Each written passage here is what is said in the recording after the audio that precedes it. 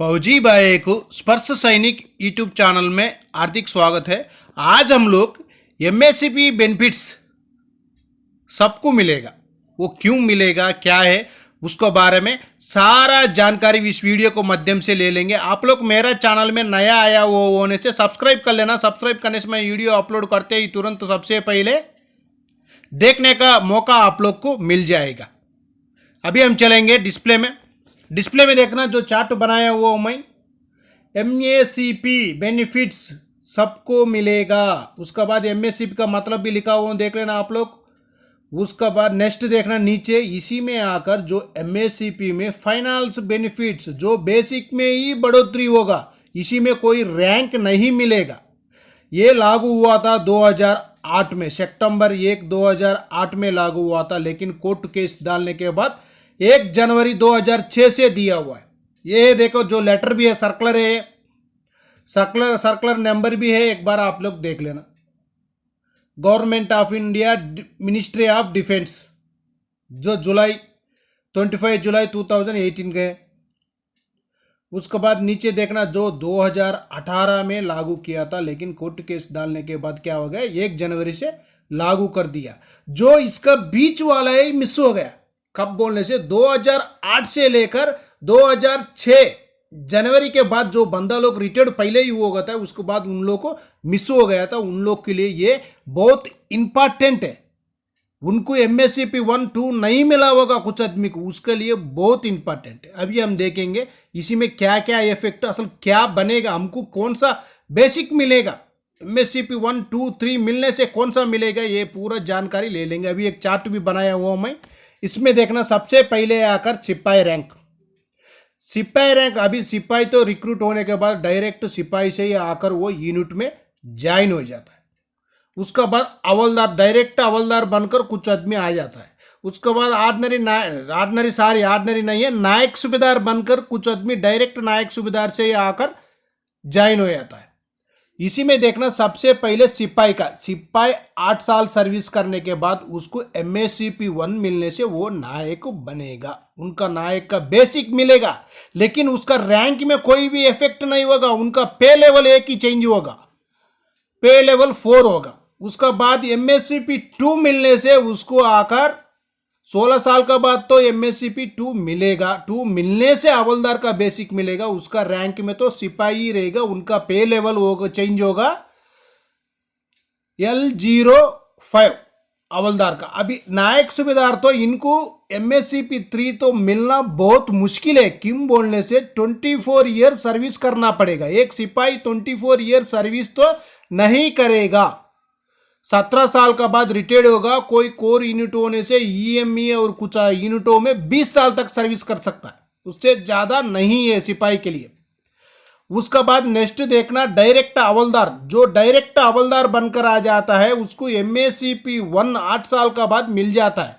8 साल का बाद मिलने से उसको नायक सूबेदार सर का बेसिक होगा, लेकिन वो हवलदार में ही होगा, लेकिन वो जो सैलरी हो या पिंचन वो लेते रहेगा, नायक सूबेदार का लेते रहेगा।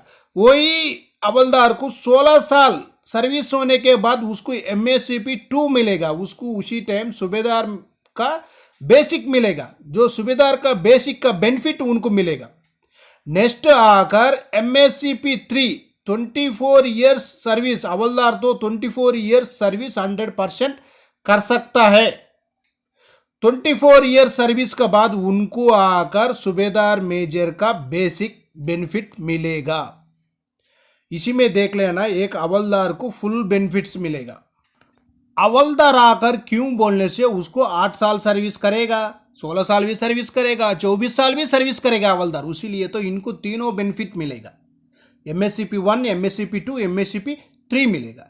उसका बाद देखना जो डायरेक्ट नायक सूबेदार बनकर जो फौजी में आ जाता है उनके लिए 8 साल का बाद एमएससीपी 1 मिलेगा। एमएससीपी 1 मिलने से उनको आकर सूबेदार का बेसिक बेनिफिट्स मिलेगा। उसका बाद एमएससीपी 2 मिलने से उनको आकर सूबेदार मेजर का बेसिक का बेनिफिट मिलेगा। इनको एमएससीपी 3 नहीं मिलेगा, इनको 16 साल में ही सूबेदार का बेसिक मिलेगा, 8 साल में सूबेदार का मिलेगा, 16 साल में सूबेदार मेजर का मिलेगा, इसीलिए इनको नेक्स्ट तो कुछ नहीं है।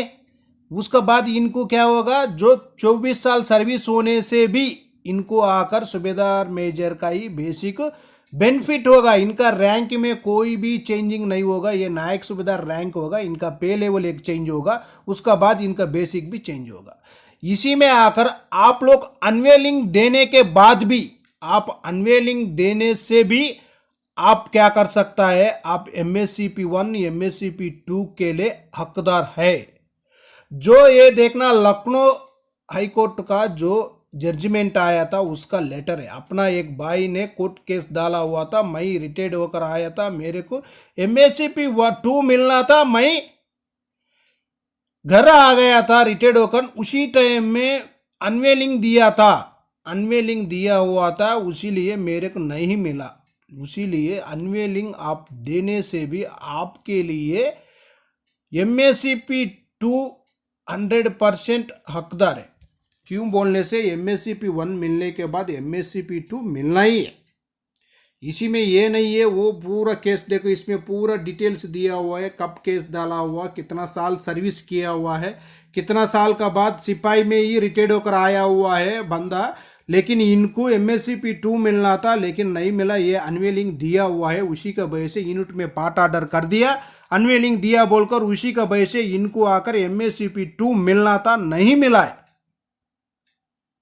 कोर्ट ने आदेश दिया है, जजमेंट दिया हुआ है, जो MSCP 1 और 2 हो या 3 हो, विलिंग देने के बाद उनको नेक्स्ट प्रमोशन जो सर्विस दिया हुआ है, कोर्ट ने जो सर्विस दिया हुआ है 8 साल में नायक एक प्रमोशन के लिए हकदार है, नेक्स्ट हवलदार सिपाही के लिए, उसका बाद तीसरा है नायक सूबेदार 24 साल में। लेकिन 24 साल तो सिपाही नहीं कर सकता है, लेकिन उनको जो सिपाही के लिए तो MSCP 1 MSCP 2 100% मिलेगा।